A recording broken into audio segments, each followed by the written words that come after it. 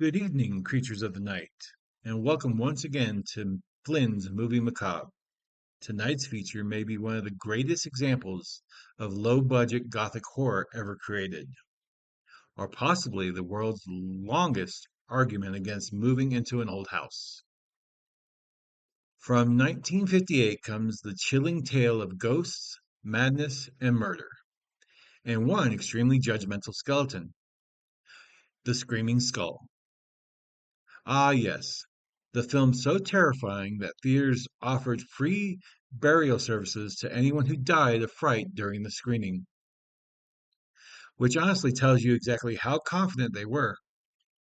And tonight's story was everything: creepy mansions, emotional instability, suspicious husbands, fog machines working overtime, and enough dramatic screaming to alarm nearby wildlife. Our story follows newlywed couple Eric and Jenny, who decide the perfect honeymoon destination is a gigantic haunted mansion where Eric's first wife mysteriously died. Red flag, anybody? But Jenny soon begins hearing strange noises, seeing terrifying visions, and discovering mysterious skulls appearing everywhere, which is usually a sign you should leave immediately. But this is a 1950s horror movie. So instead, everyone remains in a haunted murder estate arguing about emotions. And honestly, that's what makes this movie wonderful. No CGI, no jump scare orchestras, just shadows, atmosphere, fog, and pure psychological panic. This movie squeezes every ounce of terror possible out of one creepy house, several skull props, and actors slowly staring into darkness. Tonight, creatures of the night, we descend into one of the strangest little haunted house movies of the 1950s. So lock your doors, dim the lights, and if a screaming skull appears in your bedroom, perhaps reconsider your marriage. Because tonight, the screaming skull is coming for you.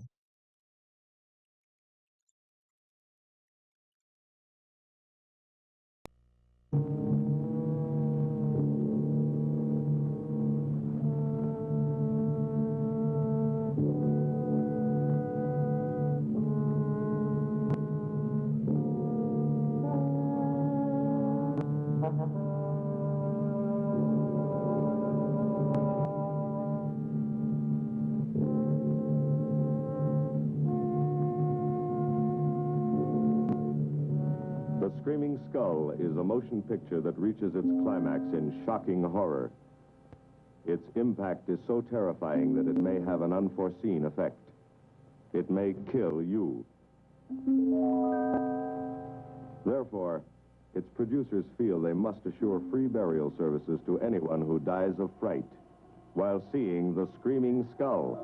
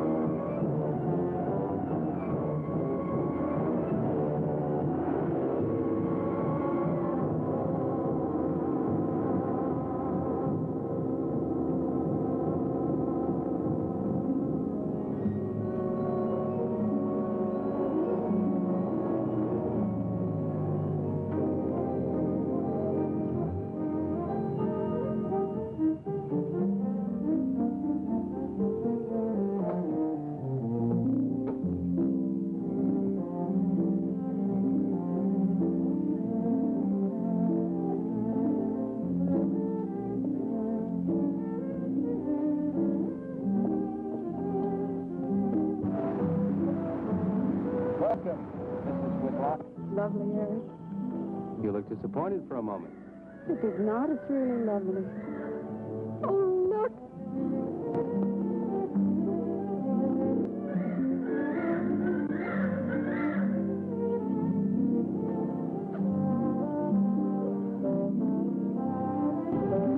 I bet that's the den there. That's right. Is that a bedroom? Yes, it is. Gonna be ours? It'll need some fixing first. Where's her room? Yes. Come on along. I'll show you the rest of the house.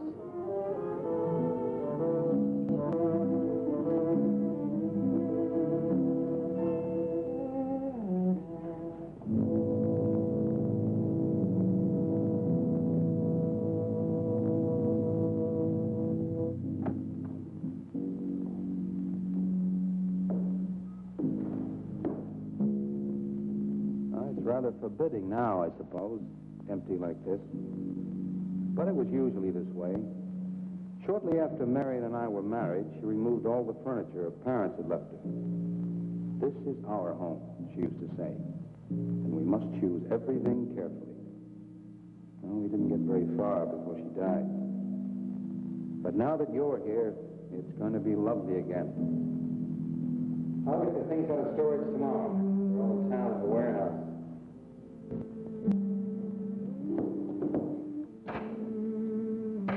And I'll take care of that, too.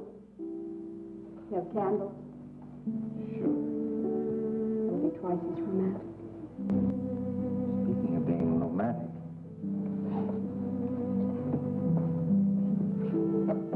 I got to carry you over the threshold. I love you. I love you. Jenny, I thought life had died out for me.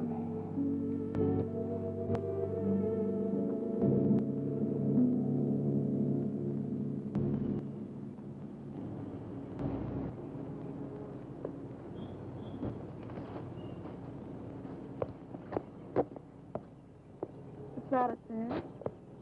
Oh, that's where Mickey keeps his gardening things. Who's Mickey? The gardener. He's kept it up the 2 years I've been away. By himself? That's right. He must work awfully hard. Oh, he and Marion would spend hours on end working here in the garden. And up in the greenhouse back there. See, he loved her very much. Sometimes I used to wonder who she was, my wife or Mickey's nursemaid. You know, I don't think he quite believes she's gone. I think he expects her to show up one of these mornings and will scold her for neglecting the gardens. You still love her, don't you?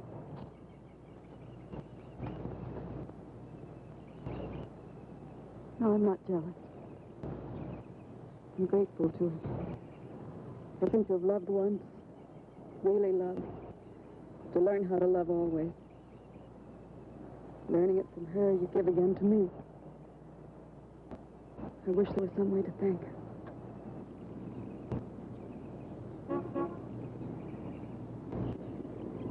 Who's that? I don't know. They're driving around the back. Come on, come on. Eric, I see Eric. we stopped by to meet your new wife. Oh, Eric, this is a wonderful surprise. It's been a long time. It has. Reverend, Good to see you, Eric. Jenny, this is Mrs. Snow. I'm very happy to meet you. Jenny, this is a lovely surprise. And the Reverend Mr. Snow. Hello, my dear. Oh, she's sweet, Eric. I know. I happened to be going into town. I ran into Mr. Mauer. He told me you were getting back today. And we thought we'd just drop by and bring you something for your dinner. Oh, nice. And it'll save you all the bother of shopping while you're trying to get settled. Then why don't you stay for dinner? Oh, no, not Oh, tonight. no, we wouldn't think of that. Oh, now, please say yes. I'd like for you to. It would be like old times. All right, on the condition that I do the cooking. You don't have to. You know, I know that, but I'd love to. Well, there's Mickey. Excuse me, honey. Mickey!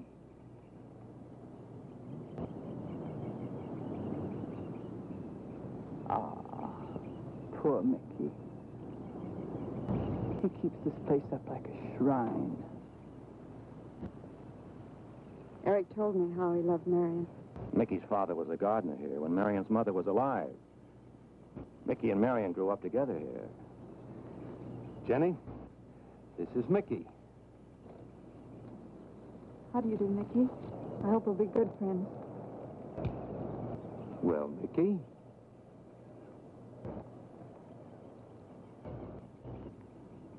Thank you, Mickey. Well, shall we all go inside? It's a good idea. Mickey, remember you promised me some of those rose cuttings. I sing you again, Mickey. I'm going to have to get you down to the barber shop one day very soon. Excuse us, Mickey.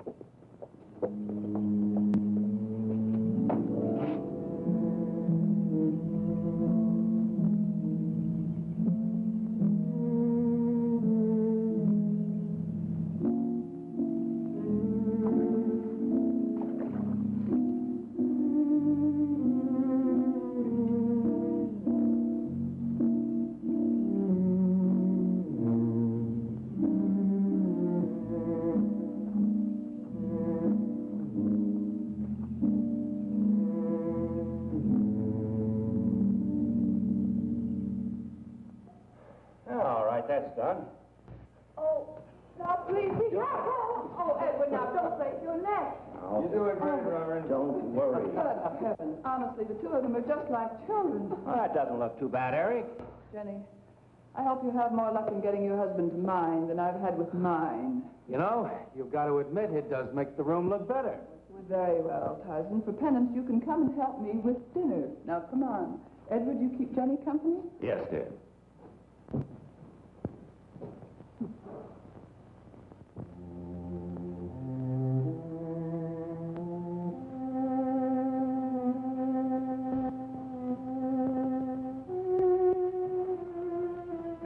No, Mary, no.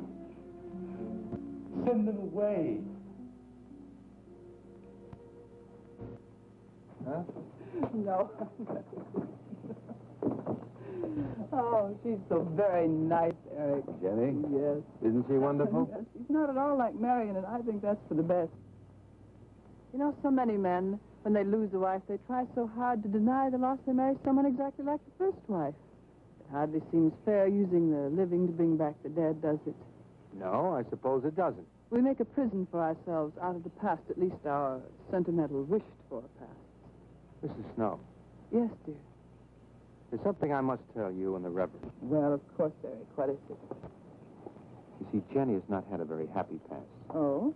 And talking about it or about something that might strongly remind her of it, she's very impressionable.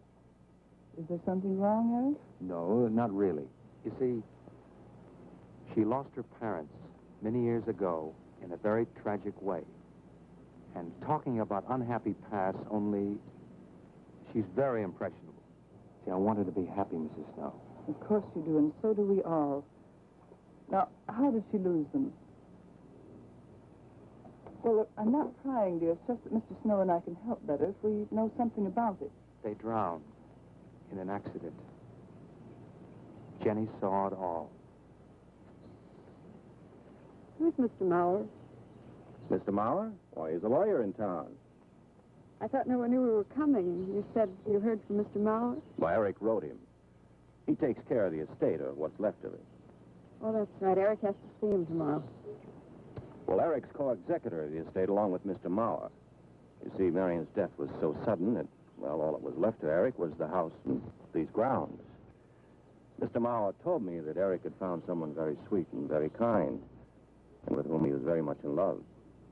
He didn't say enough.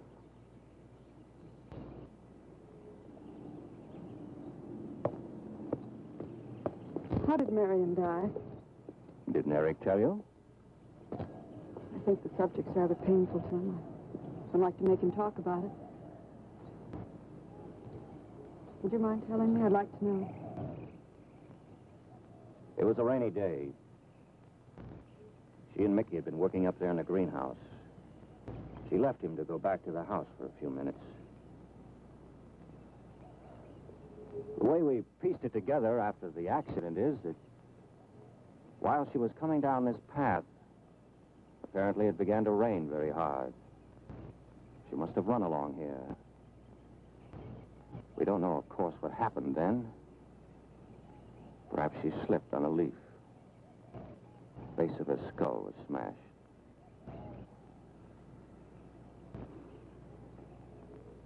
It was thought that she hit her head on the edge of the cement wall where we're sitting. And she fell in there. She died in the water. That's where Eric found her 10 minutes later.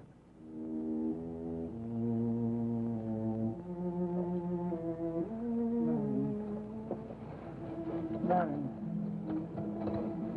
Marion, you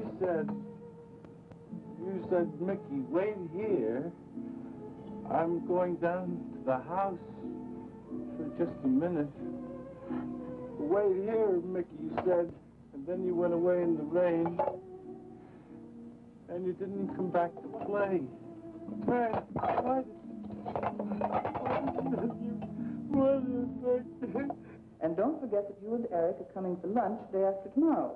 We'll do better than that. We'll come to church on Sunday as well. Oh, getting Eric to church is like moving a mountain. He'll come. Come along, my dear. It's getting late.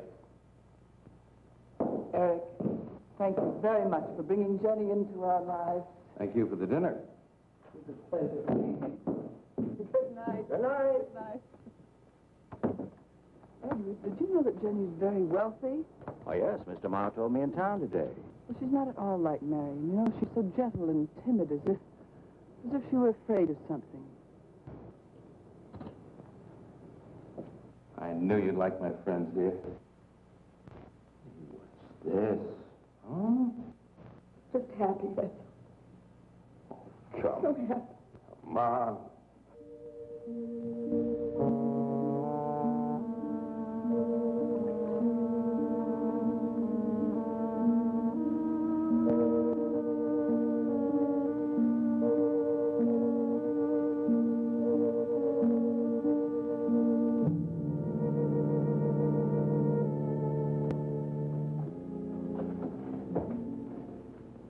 How are the cots? Fine. What are you reading? Something Mrs. Snow sent over. Interesting. It's called Beast in the Jungle. It's all about a man who waited all of his life for something great, wonderful to happen to him. He had only one good friend. It's a woman whom he confided. And she died. At her grave, he suddenly realized that she was the great and wonderful thing that he'd waited for all of his life. But it was too late then. His memories, like a beast in the jungle, rise up out of the past, overwhelm him. Poor fellow. He doesn't know what he missed.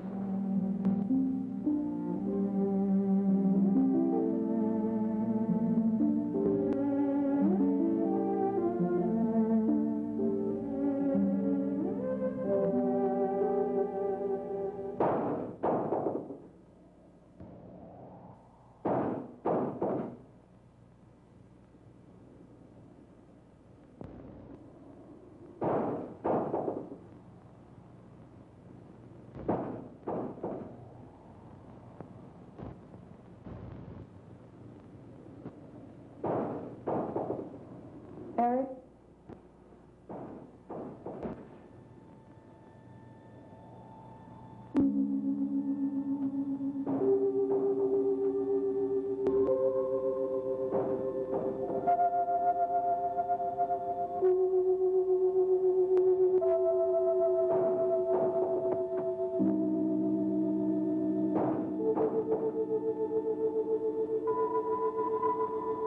Eric?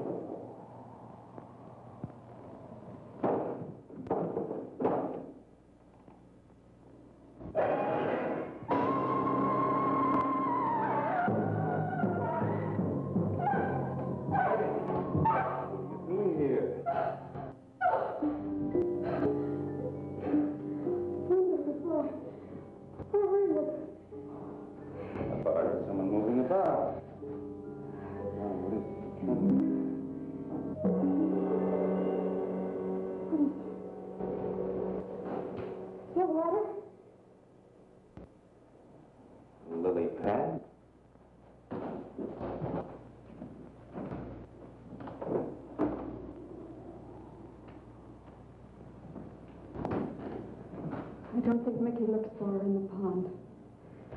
Jenny, now stop it. I can't help it, Eric. That bad feeling's come back. I forbid you to talk about it. She looked like that, Eric. My mother looked like that. Jenny. I can't help it, Eric. Darling, you're just talking yourself into those same old fears. I've got to talk about it, Eric. I have to talk about it. I forbid you to talk about it now.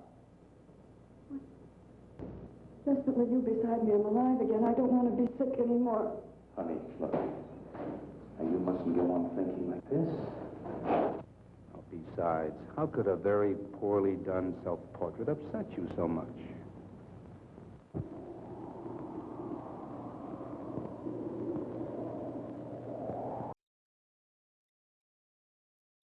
Well, ghouls and goblins, we're about 20 minutes in, and Jenny has already discovered several important facts. The mansion is haunted, nobody explains anything, and her husband has the emotional worth of wet cardboard. Excellent start to married life. And can we talk about this mansion? This place looks like Dracula himself said, no thanks, too depressing. Every room is dark, dusty, and full of ominous portraits, and somehow echoing for no reason. And poor Jenny, this woman is clearly terrified. She hears screaming, she sees skulls, she nearly collapses every 15 minutes, and everyone around her reacts like she misplaced car keys. Now, Jenny, perhaps you're just tired. Tired? A human skull just flew through the window, Harold. And the gardener looks like he personally buried several secrets. I don't trust anyone in horror movies who silently appears holding gardening tools. That's never comforting. But honestly, the atmosphere in this movie is fantastic. The shadows, the music, the slow pacing. It feels like a nightmare where nobody communicates properly. Which, to be fair, is also marriage. But for now, let's return to the movie. I know it's only my own fear. It's my own guilt that I can't get away from. Eric, I'm sorry.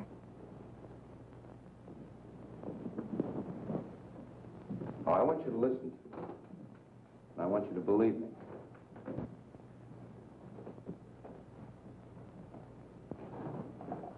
Now, you were sick once, yes, but you were cured. Mickey caused this. You may as well know. He does look for Marion night after night down by that pond. And he probably comes here afterwards. I'm going to speak to Mickey in the morning. Now, don't you see how simply it's all explained away? But if I also heard a scream, Eric, before when I went to the hospital, I was hearing things. I'm hearing them again. What did you hear? It's a high, strange scream. High, strange scream. Like a peacock's cry? What's that sound like? Come here.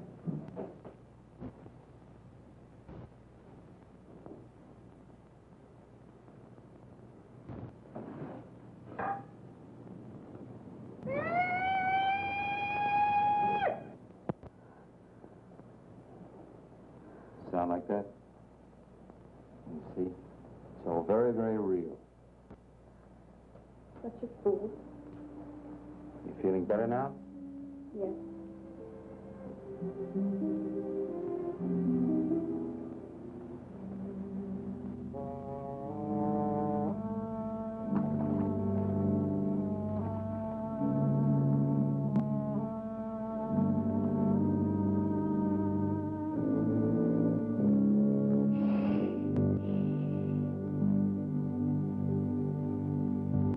Night.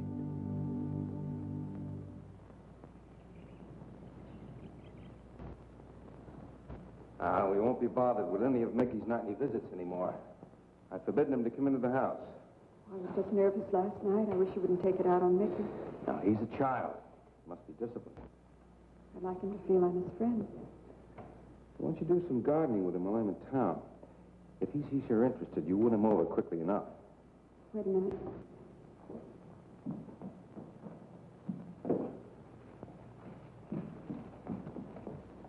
He lives at Staples mostly.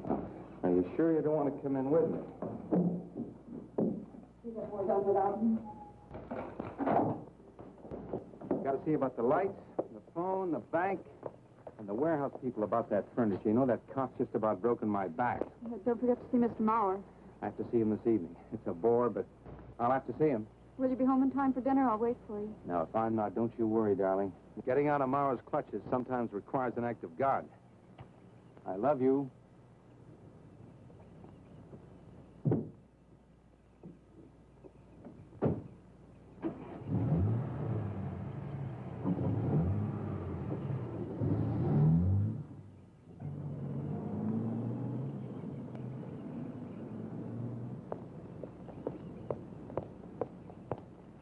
Hello, Mickey.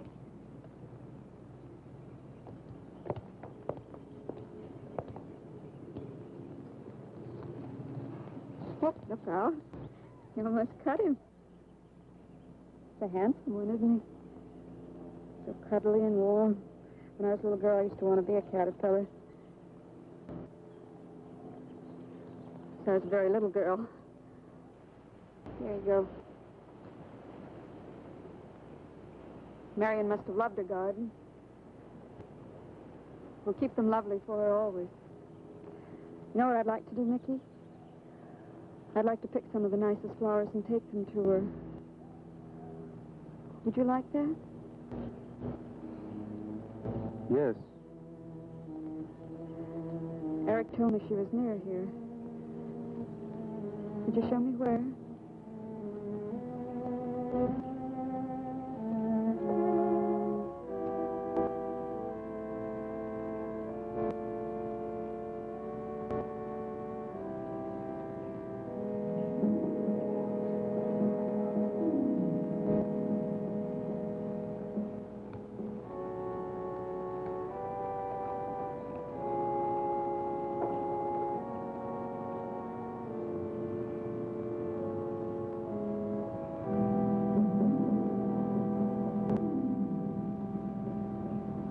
Is that all right, Mickey? I'm sure it was a great loss to all of you, Mickey. She cries Cries? in the night. Dead people don't cry, Mickey. I heard her. Heard her?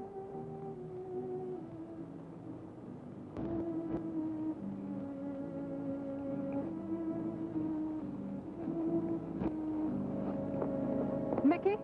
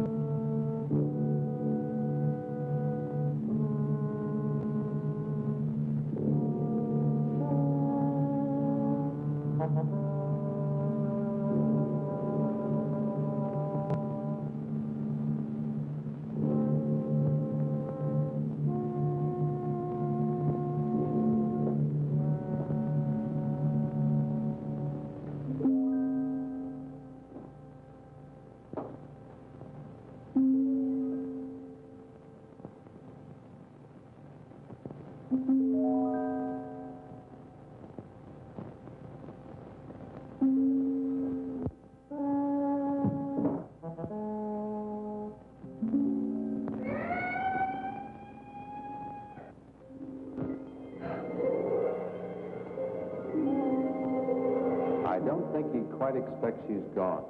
She cries. She cries in the night. I think he expects her to show up one of these mornings. She died in the water. The base of her skull was smashed. She didn't want to die. She died in the water.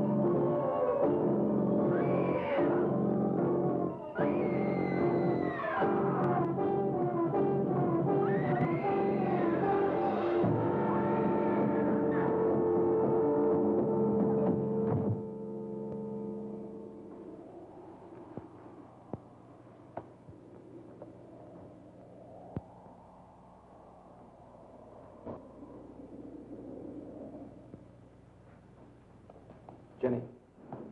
Jenny? Jenny? Honey? Honey? It's all right, darling.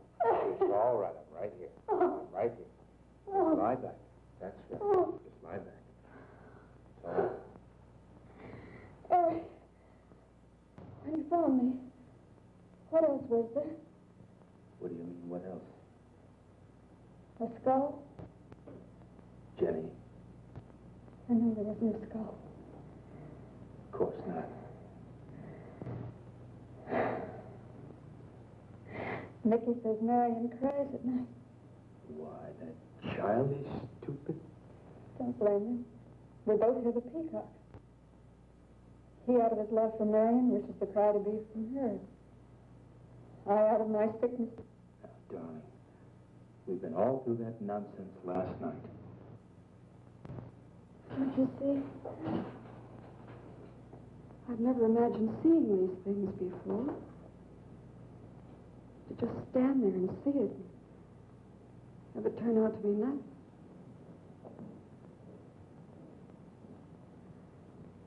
Eric? I want you to call Dr. Ann tomorrow in New York. I want you to take me back. No, Jenny. Now, it may sound selfish, but don't you see, having you to love, I'm happy too. I don't want to lose that. Now, in the morning, Mr. Snow will be here, and we'll tell him. He's very comforting.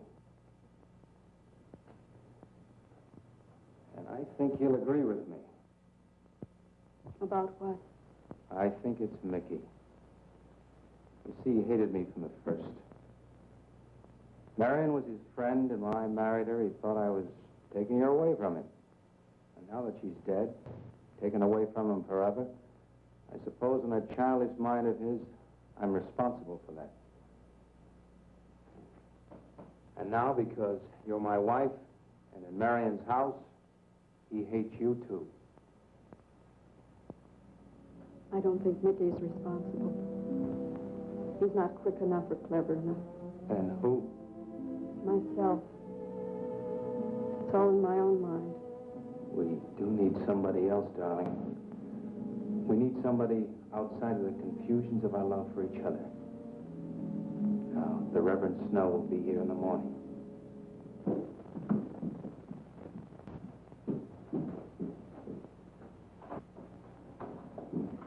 Who's in there? Well, this much is real anyway. Look here, Jenny. You see, this is how you gouged your hand. You say you threw the skull down here where Eric is looking? Yes. Did you find anything, Eric? Nothing yet. Surely, Jenny, you must agree with me. Anything as fragile as a skull would have been smashed to bits down there. And Eric has found nothing. And to assume that the skull would move of its own, all the way from there to the driveway door. Oh, Jenny, there's no reason for that. Don't you see, I agree with you. Did Eric tell you I spent over a year in the sanitarium? Oh, Eric told Mrs. Snow that you were very impressionable, but that's all. I know lots of people needing a rest go to sanitariums. This wasn't quite that kind of sanitarium. You see, I grew up loving my father and hating my mother. Well, she never knew it. Something I kept to myself. She was very beautiful. Very gay, like her. Very much. And I knew she resented that I was not more like her. I used to lie awake at night and wish she were dead. Well, that isn't very unusual. I understand many children go through such a period. I was no longer a child. And one day,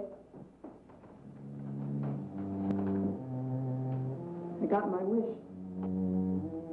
They were both drowned. I can still hear her scream. I was all alone on a little beach. And all I could see was the overturned boat on the top of the waves. And I kept trying to reach them. And the waves kept throwing me back. And then I could hear her cries no more. And then hours later, the men came and searched for the bodies. We never found. That's when this bad feeling started. This feeling that if I'd really wanted to, I could have saved them, but I didn't. That I really killed them. No, Jenny. You tried. You tried your very best. I did. But singing and begging and praying didn't make this feeling go away. That's when they took me to the hospital. They told me I was cured. Jenny. They told me I was cured.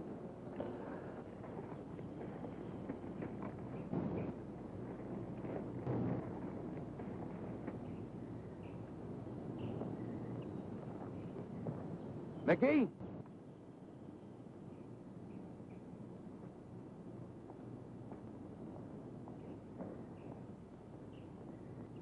Mickey!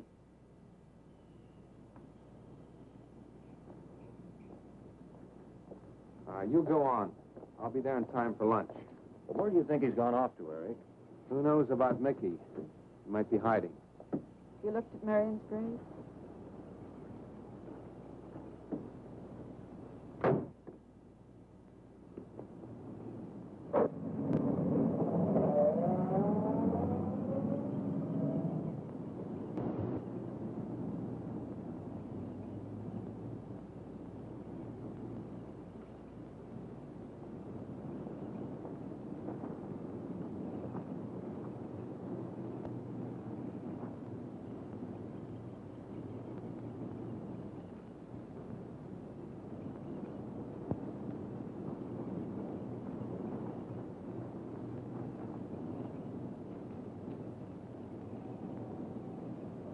Mickey? Mickey! Mickey! Mickey? Mickey!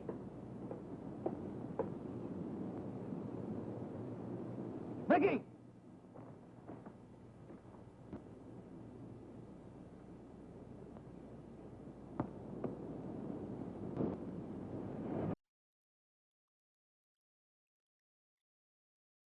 And we're back, my creatures of the night. At this point, Jenny has seen enough supernatural nonsense to justify moving to another state. But instead, she continues wandering through dark hallways alone, carrying a candle, poor decision making, and approximately zero survival instincts. And every conversation in this movie feels suspicious. No one answers questions directly. Everyone pauses dramatically before speaking. It's like the entire cast is hiding bodies. There are things about this house you don't understand. Then explain them, Reginald. And I love how skulls keep appearing everywhere. Imagine trying to sell this house afterwards. It's a beautiful property, spacious rooms, occasional screaming skull. But what really carries this movie is the atmosphere. This film understands an important horror rule that you don't see is what you don't see is scarier. The shadows do most of the work, the sounds do most of the work. And the audience spends the entire movie waiting for something horrible to emerge from the darkness. Meanwhile, the skull itself looks like it came from a high school biology classroom.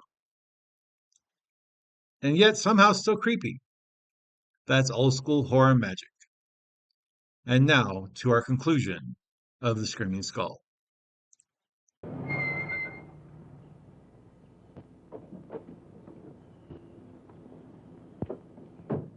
Eric, did you find him? No. Where's Jenny? She's with Mrs. Snow on the patio.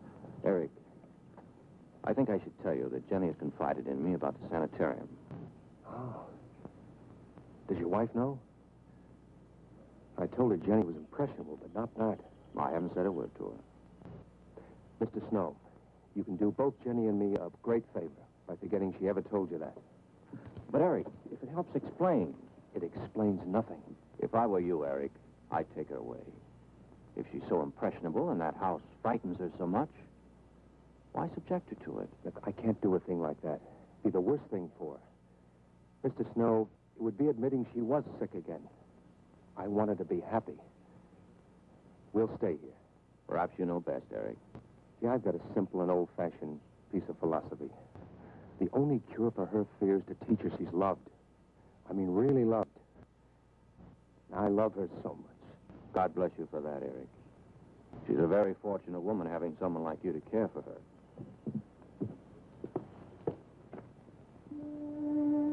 Good night, Sue. Oh, Jenny. Sorry. Darling, you've got to believe it will not happen again. Ever. Mickey? Mickey! Eric. Eric!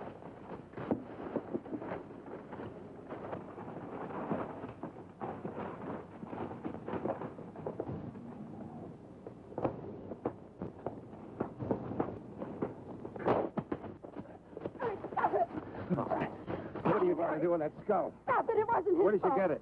Leave him alone. I'll take care of this, Jenny. Now, I know you don't like me, Mickey. I know you do anything to get us to leave here. Idiotic attempt to scare us as if we were children. It was you, wasn't it? Wasn't it? No, not me, not me. Get out of here. Get out of here. On.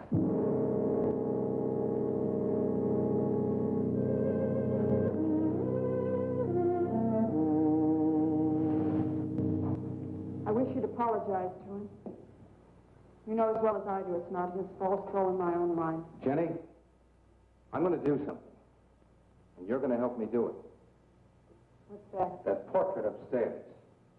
It reminds you of your mother. Yes.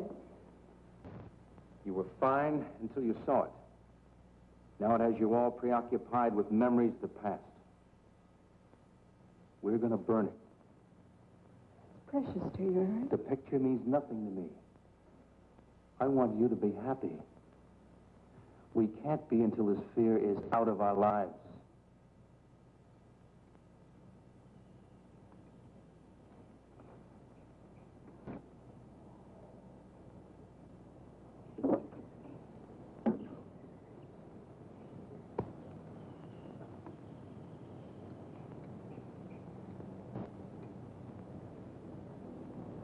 All right, Jenny. Go on, Jenny.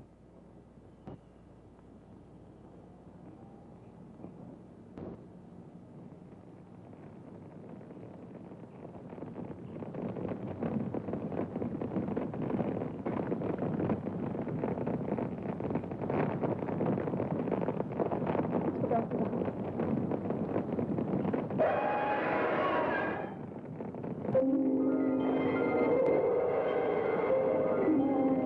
It's only the peacocks.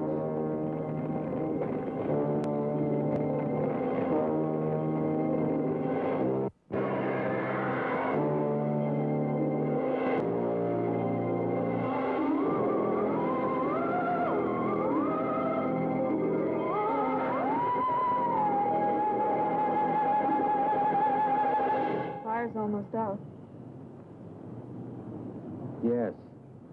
We can't let those ashes stand overnight. And the brush in these hills are a regular tinderbox. You want to help me?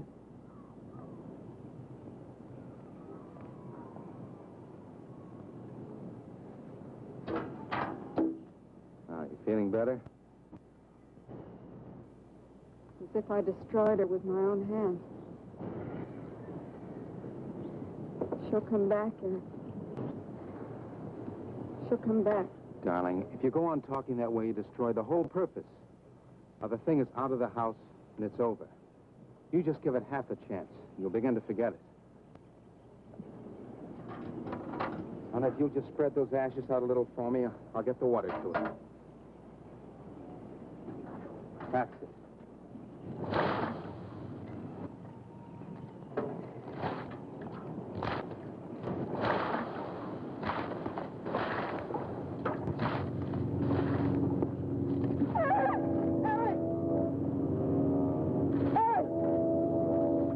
darling? The skull! It's the skull! Darling, there's no skull there. There's no skull there, darling. There is no skull there, Jenny. Darling, there's no skull there. There's no skull.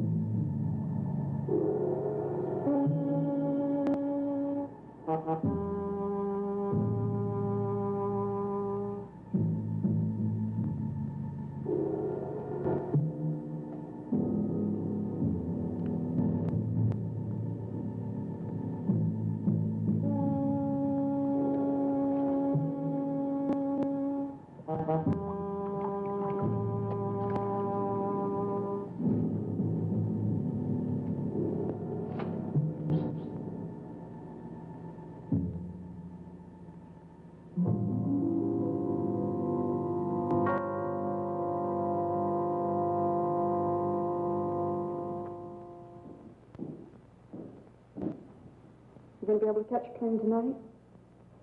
When we get into town, I will call Mr. Maurer. He'll arrange a midnight plane. But there'd be more time. Time for so many wonderful things. It's going to be all right. Of course.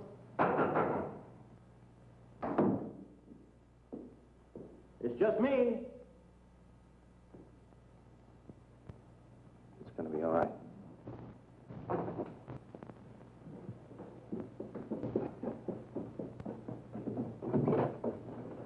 Good evening, my dear. Mrs. Snow's hens thought you might like some fresh eggs for your breakfast in the morning. Hello, Eric. This is a surprise. Those hens labored mightily, as you can see. Fine. I'll take them. You'll excuse me, dear.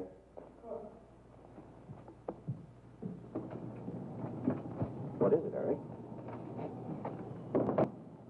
I've got to take Jenny away. That hospital she was in before. It happened again? I thought it would help her if we got rid of that portrait. You know the one. Yes. Well, we burned it. She saw a skull in the ashes. You were there? I saw nothing, of course. Of course. Now, I thought it was Mickey. But when I was there myself and I saw her... Mr. Snow, there's something I've never told you. I've never told anybody. But when Jenny was put away in that hospital, she tried to do away with herself. I'm terribly afraid. You think she might try it again? I know she will. Unless I get her back to that hospital. When are you going? Tonight. We shall miss you. Mrs. Snow and I have grown very fond of Jenny. Yes, and she of you. I don't suppose you'll be coming back here again, Eric? No. Never. I'll miss him and his wife. He's very kind. Yes. When I said goodbye to him just now, he tried to talk me out of what I saw. Oh. He said he felt the skull was real. He's going to bring some men in the morning to search the estate. Where? Everywhere. He was just talking, trying to be kind. I suppose.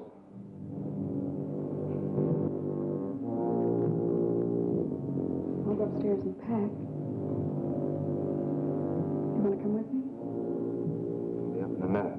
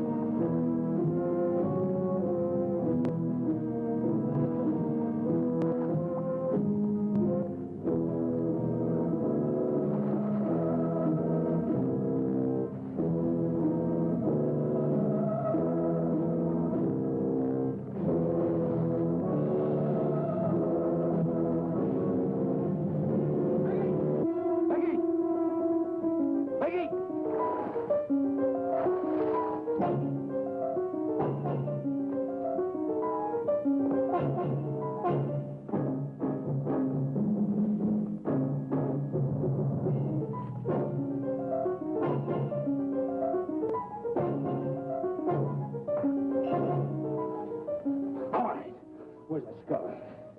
You saw me put it in the pond. You must have. Where is it? I don't know. Don't lie to me. Don't lie to me. Where is it? I don't know. Tell me the truth. You took it. Tell me. Tell me. Didn't take it. Who? Not me. Who? Mary took it. Mary took it. You and your Mary.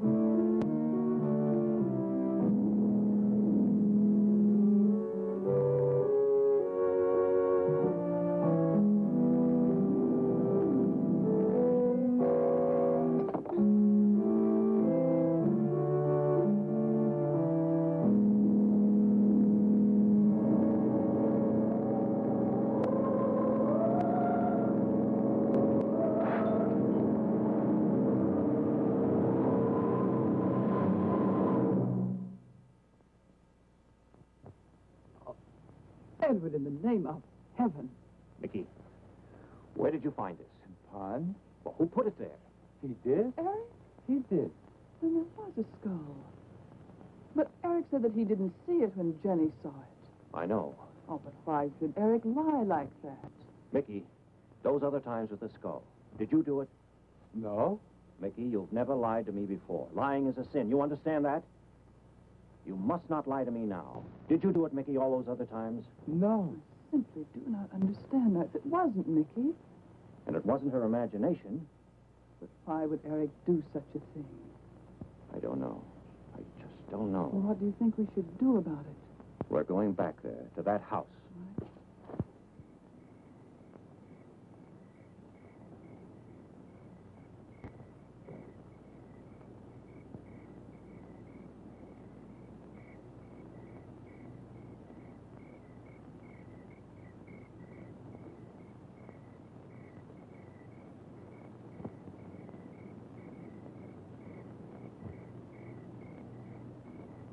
Mickey?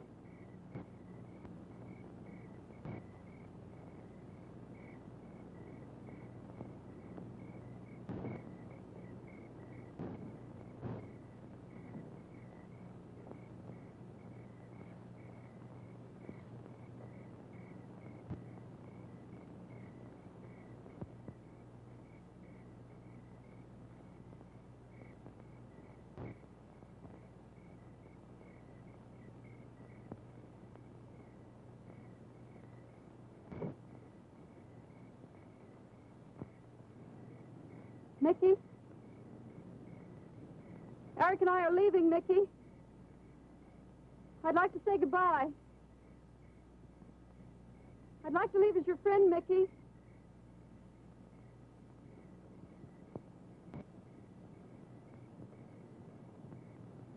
Mickey? Mickey?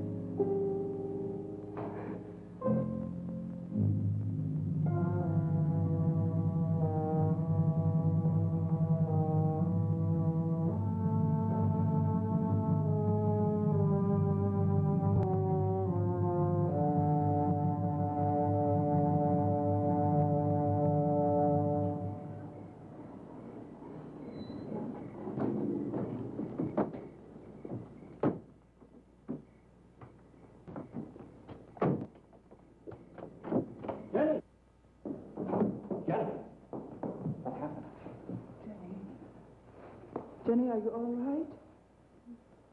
Oh, Jenny.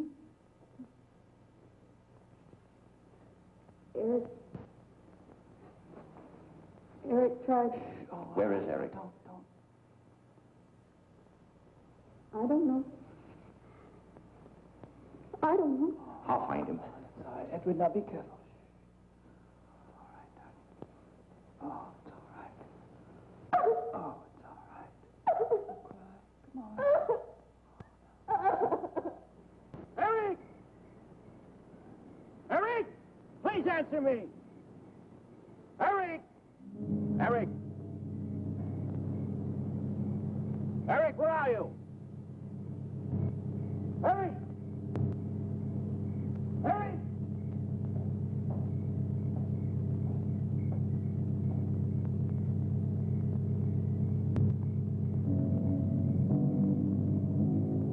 Eric.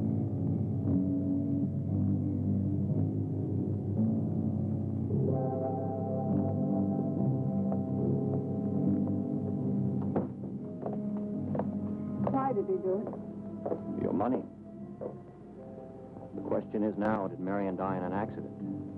I suppose we'll never know.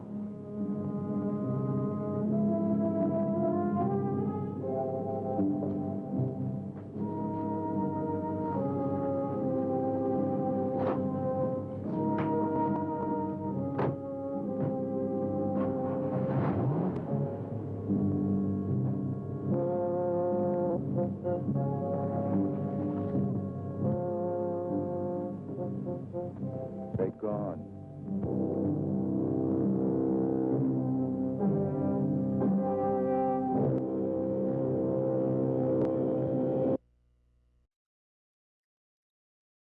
And so, creatures of the night, another haunted classic returns to the crypt.